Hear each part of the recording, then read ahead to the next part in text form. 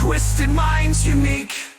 Hi, it's Andy from Blackwell Brides, and a couple things. One, we're watching Slash Sisters. Two, I've been asked to make this fun, which means that I can't remember anything but how much I love the Slash Sisters and this show, and so you should too. It's the only thoughts in my head. Hopefully it's the only thoughts in your head. Welcome back, horror lovers. I'm Slash Sister Hallie. And I am Slash Sister Jen, and today we are taking you behind enemy lines, not the movie Behind Enemy Lines. No, which is a good movie. It is a good movie. With the movie Overlord, the 2018 Nazi zombie horror, directed by Julius Avery. And produced by J.J. Abrams. Yes. In fact, they actually were talking about, initially this was supposed to be part of like the Cloverfield Right, I trilogy had heard that. Yeah, I'm glad it's not. And then J.J. Abrams said, no, it's a standalone film. Yeah, for sure. I'm so glad it was, because I don't think that it needed to be tied to anything else. Me either. This one stars Jovan Adepo, Wytt Russell, and Pilou Asbeak. Yes. Who's very German. I thought he was Swedish. Maybe it is Swedish. I think he's Swedish. He plays a good German, though. Yes, he does. And it blends World War II action with some seriously not gnarly body horror, which almost all of it is practical effects. Yes, there was digital used over the top of it, but almost everything they did had to. practically. Yeah, I mean, almost everything anymore is practically and digital combined together. Yeah. But they wanted to make it as visceral as they could by making almost everything as practical as they could. Boy, did they. So. I will say about Pilou Asbeak, I'm not really sure how to say his last name. Do you know who he is? You watched Game of Thrones, right? Oh, yeah. There's actually... Euron Greyjoy. And then Grey Worm is also in it. Well, Joseph Quinn's also in it. And Joseph Quinn, yes, I know. I was like, yeah. I got all excited when I saw his cute little face. He doesn't... Weird not seeing him with a mullet. I don't know. I mean, I've watched Fantastic Four quite a bit recently, so he's so cute. I just adore him. Anyway. Yeah, so think Saving Private Ryan if the soldiers were then fighting mutated Nazi zombies, monsters. Which made in an underground lab, by the way. Oh, I mean, they're not just like turning into, I mean, obviously the Nazis are doing what they do and experimenting on people. Well, I mean, history has actually shown us that the Nazis were, in fact, trying to create a super soldier. Via different serums, experimentation on soldiers, trying to resurrect the dead, because they wanted that 1,000-year Reich. Right. This film does have, it takes liberties, because... I mean, well, not just with that aspect of it, but like the black soldier serving alongside the white soldiers. Yeah, a black that would sergeant have never happened. And over white, Woodbine, yeah, right. That so in the 40s, no, right. So you have to kind of look at this as like it's like a parallel dimension to ours, right? In an aspect, alternate history, right. But before we march into the madness, make sure you slash that subscribe button, stab that like button, and ring that gray bell so you don't miss out on all of our horror movie reviews. Because let's face it, we do this weekly. We do it every week. Yeah. Are you here every week? I mean, we have like... We are! We have like 170 movie reviews. We've been doing this for 3.5 years. Yeah.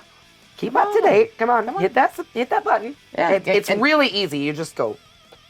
And make sure you go back and watch. I know you're watching this on your phone, right? Well, maybe on your TV, but even so, all you gotta do is just click the button. It's very easy. But then make sure you go back and watch all of our other ones too. Because go back into the vault because there's plenty to watch. There it is. So go ahead and lock and load because things are about to get bloody as hell. Let's bite into Overlord, guys. Mm-hmm. On the eve of D-Day in an alternate 1940s, where Executive Order 9981 is signed in 1944, a paratrooper squad, most of them an integrated unit, is sent... Meaning black and white, yep. Is sent to destroy a German radio jamming tower in an old church, because that German radio jamming tower is actually preventing the rest of the troops from landing on the beach in Normandy. In Normandy, right. I am just going to say this right now. I'm going to bring this up because we didn't talk about this too much before. We don't like to talk about the movie before we record. We tend not to. We like to surprise each other. I don't know if we've ever discussed this before. I do not like war movies. You don't like war movies I at do all? not. They make me incredibly anxious. Fair. The first 10 minutes of this movie, my heart was pounding. Like, I'm almost in tears right now just thinking about it. My heart was racing the whole time. Yet she can watch horror like it's nothing.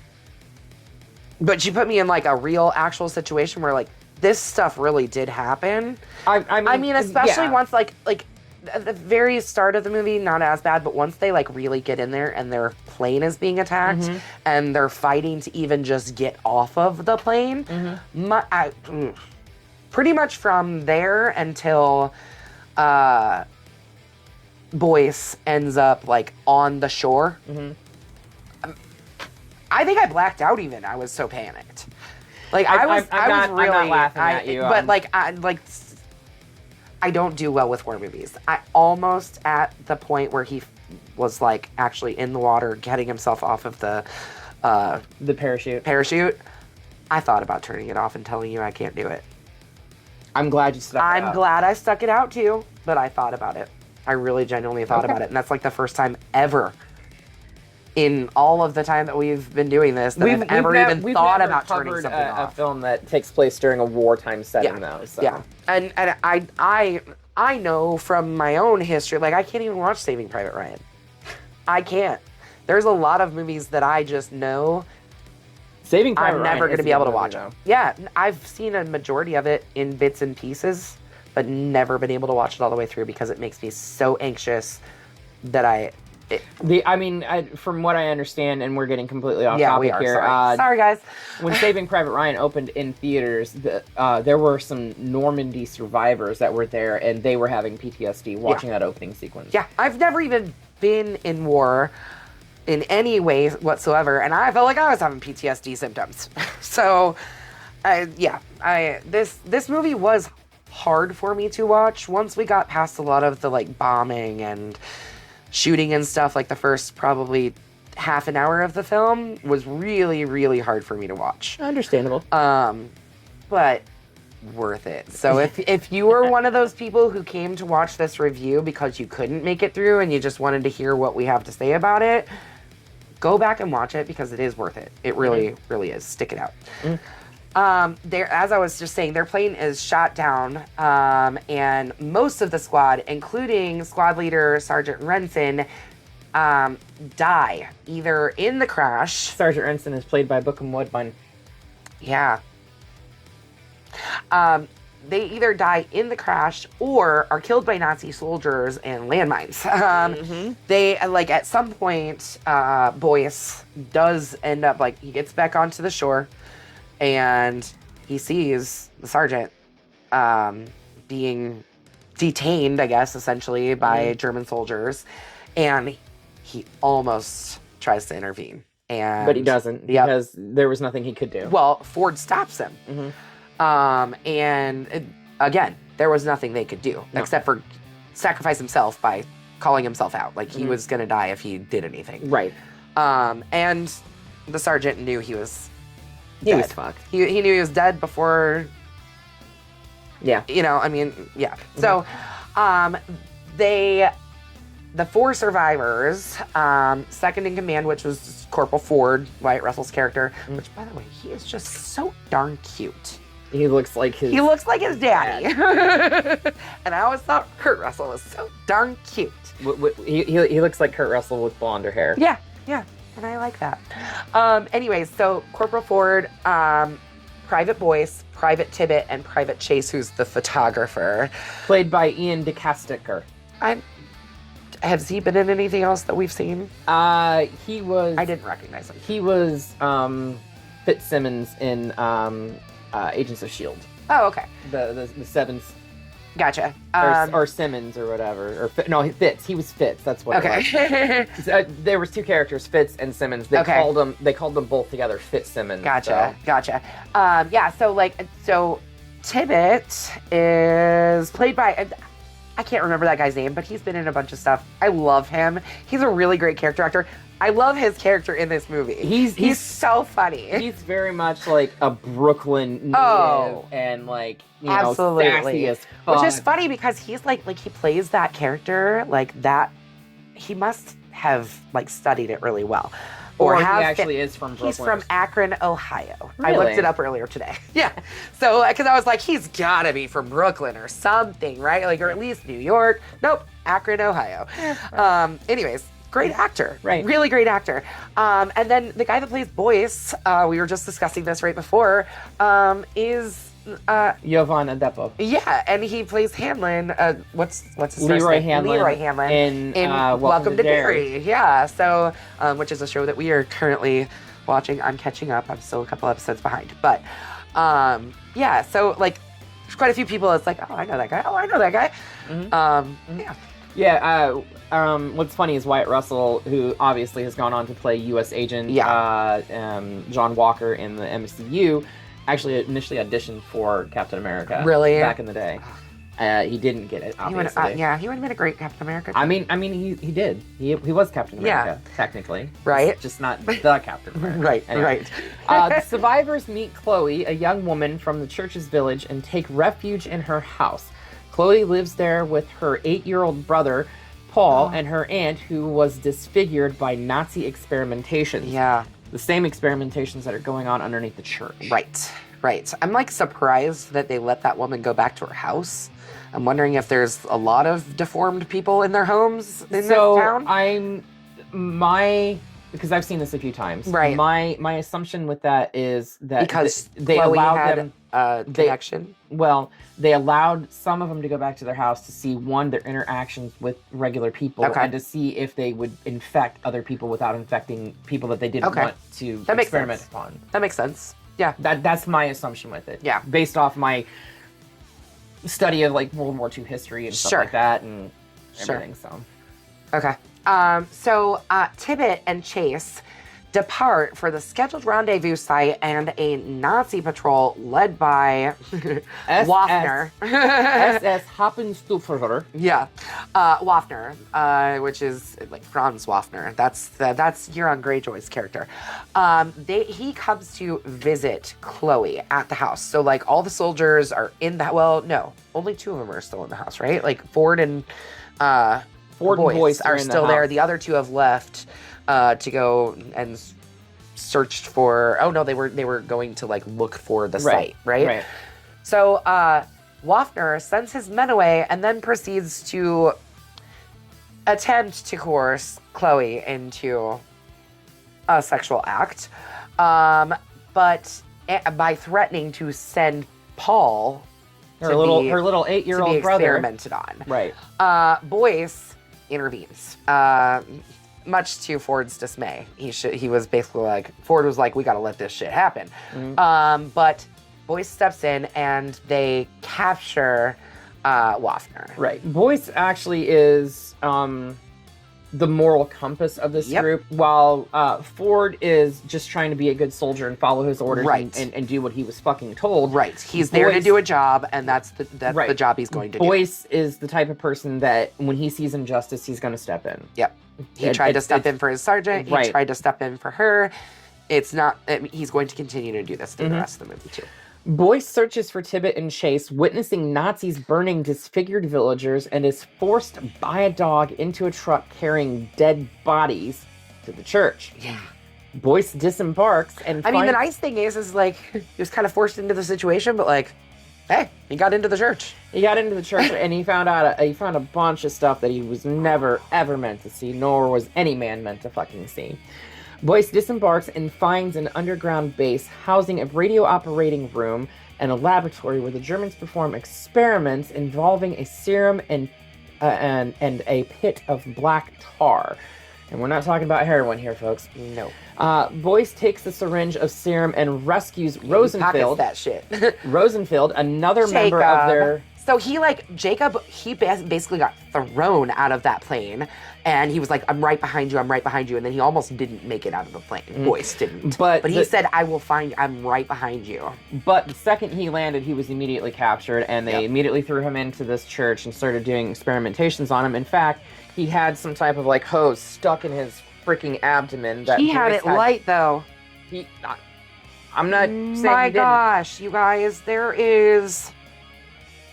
he finds one victim who is crying out for help. He goes to her and pulls the screen back and finds a head and a spinal column, basically. Which I believe that the phrase once translated to English was like, please end this. Yeah. Was what she was saying. Yeah. Yeah. Which, to be fair... I mean, he sees some really awful shit in that basement. Right. To be fair, the Nazis did a shit ton of experimentation on this, specifically on the Jews during World War II. Yeah. But Rosenfeld and Boyce do end up escaping from the underground church. They escape via the base's sewer. Mm-hmm. Yeah. At this point, Boyce and Rosenfeld, Jacob, they don't really call him Rosenfeld. And at this point, Boyce starts being called Ed, which is his first name. Once Jacob and Boyce get reunite, it's Jacob and Ed, pretty much from there out. Unless Ford's referring to them, and right? He's referring to them by their last name. Yeah, because he's very much still on the job. Tibbet and Chase, Tibbet and Chase get back to Chloe's house before them, and then Boyce brings Jacob back in, and he's obviously pretty injured. But they get back to Chloe's house, and Waffner basically just refuses to explain what the serum is, because he pulls the serum out of his pocket and he's like, what is this? At some point, they do have him tied up upstairs, and Chase goes upstairs to get him, and he pretends to be so he's strung up with by his hands hands, above, right. and they're kicking him and trying to hey, you awake, right. And at this point, Chase thinks that he's dead. Right. So he cuts him down, and he gets up and attacks Chase, and... Yeah. But he kills... Well, actually, he attacks Chase. They all come running. He steals Chase's gun. And just starts firing. He's got a bag over his head, So, he can't see. He just starts firing the weapon. He does shoot Chase in the chest, which kills him. And this is actually really sad. They're, standing around him... kind of kneeling around him, at this point, they're actually, grieving the deaths. Greyjoy, or not Greyjoy, Grey Worm, earlier, when they were, I'm just going to refer to them as their Game of Thrones characters. Anyways, when they were earlier, he just got blown the fuck up, and Ford was just he's not, we got to move on. And I think Boyce even says, he was here, and he just wasn't. And it's they but at this point, they really are, trying, one, to save this guy, and two, it's a pretty sad occasion for them to be, around one of the few remaining people that are left on their team. But they watch him die, and, he is then resurrected by the serum. Right, Boyce injects the serum directly into his chest, and at first nothing happens, and then he just At first he's I'm really thirsty. Well... Oh, yeah. Then he, sits up. He, sits bolt up, right. Yeah. And they're how do you feel? And he's I feel really good. Yeah, he's I'm thirsty. Doesn't even hurt. He's I'm really hot. He's, taking his clothes off. And then he, turns into... A mutant. A monster. A monster. Then Boyce has to literally take the butt of his weapon and bludgeon him to death. Butt strikes him. Yep. I'm because they shoot him and then he gets back up. Because even shooting him in the head doesn't do anything. Because he's a zombie. Yeah, but even shooting them in the head doesn't do anything. I think you have to actually completely destroy the entire head. That's the way it seems. Yeah. Dismemberment. It seems as though we have Deadite rules for these guys. Something like that, as long as they are, we'll get to it. Yes. Yeah. A patrol responds, and Ford blows off half of Waffner's face in the ensuing firefight. His cheeks just shredded. Yeah, how this guy makes it out and back to the freaking compound, I will never know. Because he's a stubborn German. Yes, that's how. Yes, I get that. Waffner escapes with Paul as a hostage and injects himself with 2 doses of the serum in the lab. And meanwhile, the doctor's like, no, we've never even done this on a live person before. We have no idea how this is going to respond with living tissue. And apparently he responded really well because he got super, super, super strong. Like, extra strong. So remember last video, I said, kind of, this is kind of like a weird version of Captain America. Yeah. Yeah, Waffner has now become Red Skull. Yeah. It's pretty, but this is horrific. Yeah. It is. Like, honestly, I don't know at the end of this film if I can call it a horror film. I guess, yes. It's billed as horror. It is horror. It's more of a war film to me with, like, some weird experimentation in there, but from here out, shit gets really horrific. As if it wasn't already with the experimentation and seeing, like, the head spinal column thing. I actually all the other checked the stuff. timestamp on this when I was watching this a few days ago, and I think it was right around 50 minutes in is when Boyce starts seeing all, like, the weird shit in the underground, and then, like, 10 minutes later is when Chase gets resurrected, and then this is literally where the film goes from, like, okay, it was standard war film to this what the fuck shit. is this? Right. So that's... But still, at the same time, being a war film altogether. Right. Because we're still, like, they're still trying to get into this compound. They've got to destroy the tower. They've got to, like, all of these things have to happen in order for the troops to be able to storm Normandy. Right. But this is why I liken it to From Dusk Till Dawn. Because like, the first half of that film is just 2 guys trying to get away from law. They're running for the border to Mexico. Right. And then the last half of that film is vampires. Right. This is like, it starts off as a war film, and then it's like, oh, zombies. Okay, all right, we're doing this now. Cool, all right. Let's carry on. Right. The squad, meaning like the Americans, plan to infiltrate the base, destroy the tower and the laboratory. Originally, the job was just to destroy the tower. The radio tower, and also to rescue Paul, who was taken by the Nazis when Waffner left. So Jacob and Tibbet launch a frontal assault as a distraction. Basically, they just go to the entrance. They actually capture a motorcycle driver. Right. Yes. They capture him first, and this is really sick. I love this. They capture him, and they in the sidecar load him up with a bunch of like C4 or they blow him up. But they put a grenade, a pineapple grenade, in his mouth, duct tape that over, so when they pull the duct tape, the pin's gonna get pulled, and they tie him to the freaking motorcycle so he can't get off. My question is, you see somebody pull in with their hands tied and their mouth taped shut, why would you go over to them? Like, are you that fucking stupid? You should know better. Well, the guy was actually pointing to the sidecar with his head. He's like you know, like he was trying to tell them, like, this is a bad idea. Like, don't come over here. But and of course, no one listens, and they rip the tape off his mouth and see the grenade pin on the tape, and they all try to run, but nothing you can do about it. They died with great explosiveness. Yes. While the others are trying to enter the base. So Boyce and sewers. Ford and Chloe are going in through the sewers.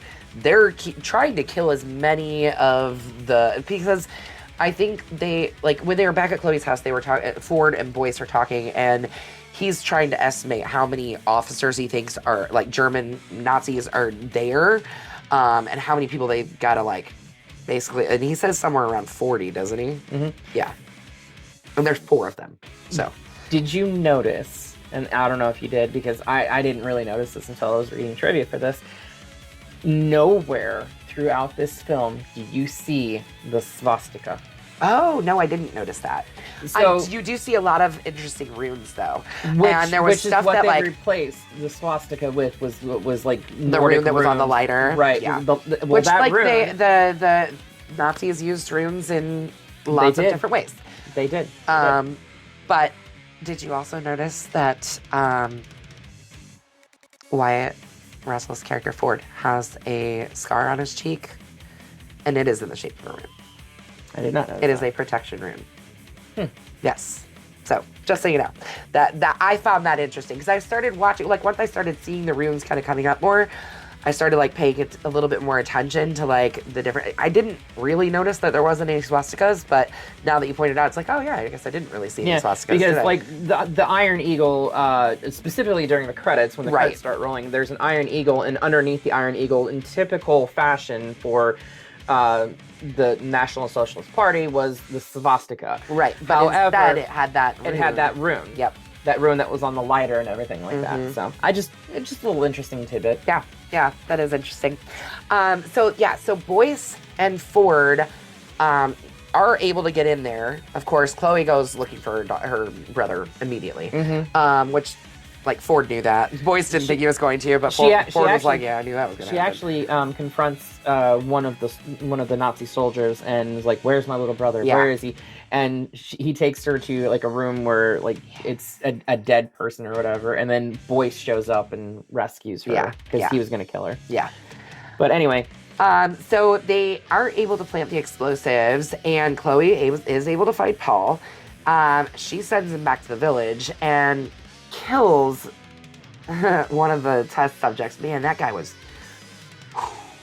There's all kinds of... like missing half of an arm and stuff, but he was some kind of like... Yeah, these effects are great, you guys. Like, that was practical. That was very much practical. There might have been some CG on his arm, but like, yeah, I mean, the amount of practical effects they used in this film were spot on. Right. I loved it. Anyway, Chloe does end up returning to the village as Tibbet and Rosenfield are pursued by the base's defenders. Yeah. Tibbet is wounded while shielding Paul from gunfire. Yeah, they get back into town, and he's like, Paul's running towards them, and yeah. And like, mind you, Paul, the little boy, thinks that all Americans play baseball, so he kind of gravitated towards Tibbet. Yeah. And like just wanted him to play catch and all this other stuff. And Tibbet like was like, "Fuck off, go away." Right. You know. But by the end of the the end of it, he loves the kid. Right. By the end of the film, he loves the kid and he saves him and everything like that. But Chloe ends up killing the remaining Germans and treats Tibbet's wounds. Yeah. So Waffner, that fucker, very mutated and super, super duper human strong, impales Ford on a meat hook, like through his chest. Through his chest, too. I know. I was like, oh, is he about to pull a Texas chainsaw and throw him up on that meat hook like that? No, through his fucking chest. And then he pulls himself back off of it later, which Waffner, before he puts Ford up there, he's like, "I'm sorry, I don't have any rope, but this will have to do." Yeah, because they had him tied up, but he was like, we'll do this. So when Boyce does end up basically kind of distracting Waffner and getting him away from him, Ford is able to pull himself up by the chain and get himself off of that hook. But then, as he said earlier, when he was beating the shit out of Waffner, sometimes you have to play by their rules. Ford decides it's time for him to play by their rules. He knows he's pretty badly injured and likely not going to come out of this place anyways, so he uses the serum on himself. Enter Captain America. Yes! Welcome to the chat, Captain America! I mean, if you look at like the parallels, like this serum is supposed to be like a super soldier serum, which is basically what Captain America's stuff was. But, mind you, when Waffner takes it, I mean, he immediately starts to mutate. Yeah. Ford, when he takes it, he remains human for quite a while before he starts to mutate. Right. Which is why they liken this to like a dark Captain America type story. Waffner's situation, I think he was probably injured a little bit more. Well, and I mean, he also took a bullet to the face. He also took 2 doses of the serum. Yes, too. he did. So his immediate transformation isn't that surprising. Ford's took a little bit longer. Again, as the doctor said, they'd never used this on human, like, living flesh before. A living person. So, I mean, at this point, they don't know what's going to happen to him anyways. Ford doesn't mutate nearly as fast, but he is able to get enough superhuman strength to hold off Waffner. But then Boyce ends up exploding an oxygen tank, sending Waffner into a pit, killing him. Not killing him. Yes. Because he climbs out of it. Right. Ford who begins to start to finally mutate after, I think this is maybe 5-ish minutes or whatever. Yeah, not long. Orders Boyce to leave him behind and detonate the explosives, believing neither side should possess this serum, which is 100%. 100%. No one should have this. No. Boyce escapes as the church and jamming tower collapse behind him, killing Ford, Waffner, and the rest of the test subjects, who all begin to start fucking waking up. Yeah.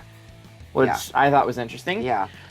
He joins the others as the radio announces that D-Day invasion was successful. Yeah, we hear the president's voice come across the radio. Which saying president that was it? I ain't good with history. You tell us, Hallie. Roosevelt, FDR. That's right. Anyways, in his report, it's basically like he's being debriefed by all the new soldiers. I mean, everybody has landed in Normandy. Mm-hmm. The Allied troops are taking over and starting to win the war. And they bring turning the tides. Yeah, turning the tides. Yeah, they bring Boyce in, and they're basically like doing like a debrief and asking him what happened, and they ask him if there's any point in them digging up what was underneath all the rubble. So all you found down there was a radio command center? That was it? There was nothing else down there? Nothing else down there. Nope. Which... That's what I thought. Yeah. Yeah. I love how the guy's just like, yeah, cool. All right. Which, to me, suggests that they went in and dug through the rubble. Probably.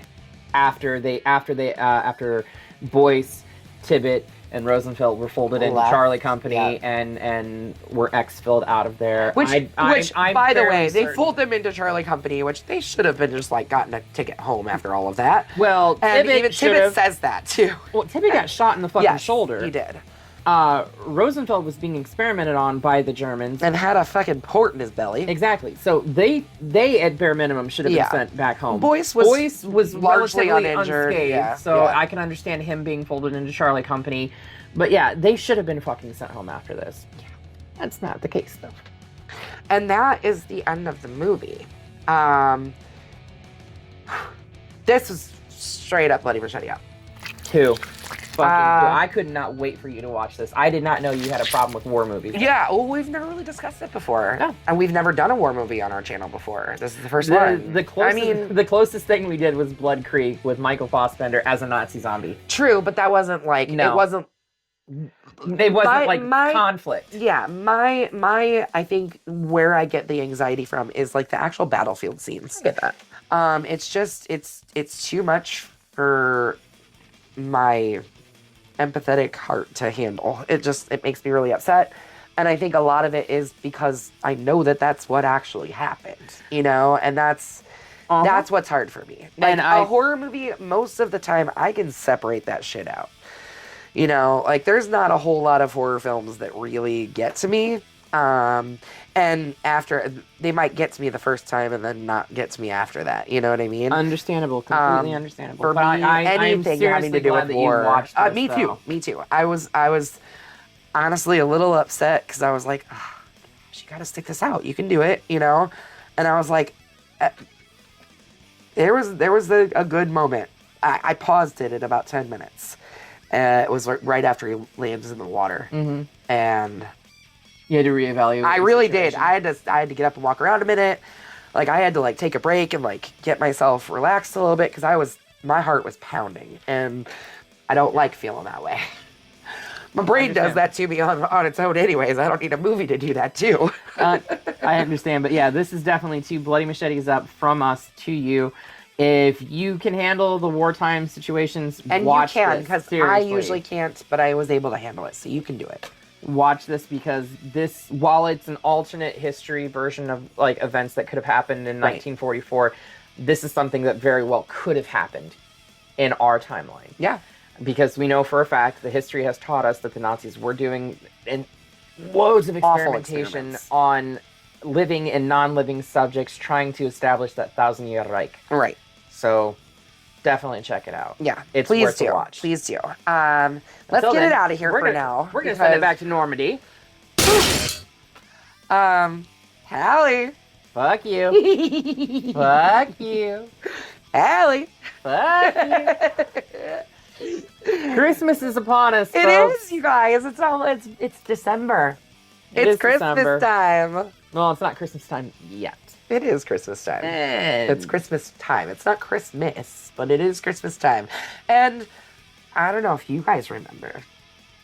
Hallie really Unfortunately. despises the Terrifier universe, where it's one of my favorite things in the world. And last year, Art the Clown treated us to Santa Art the Clown. So, of course, because we are officially in the Yule and Xmas season, we gotta do Terrifier 3, y'all! So come back next week. Make sure you watch this. It is free to watch on, I think, Pluto. It's on Peacock. It's on multiple other places. It is free to watch right now. So seek it out. Watch it. If you haven't seen this yet, please do. I think actually all 3 of the movies are available to watch for free right now. I know I've watched them all within the last couple of weeks just because I wanted to. There's no accounting for taste on this channel. Anyway, come back here next week when we start bisecting and dissecting and Using a Vivisecting. chainsaw, they get right up in there. All of it. vivisecting all the shenanigans that Art the Clown gets up to. Until then, make sure you slash that subscribe button, Stab the like button. ring-a-ling that gray bell so you don't get lost in the mix and can stay up to date on all the shenanigans that Art gets up to. Yes. And until next time, we will see you all In the afterlife.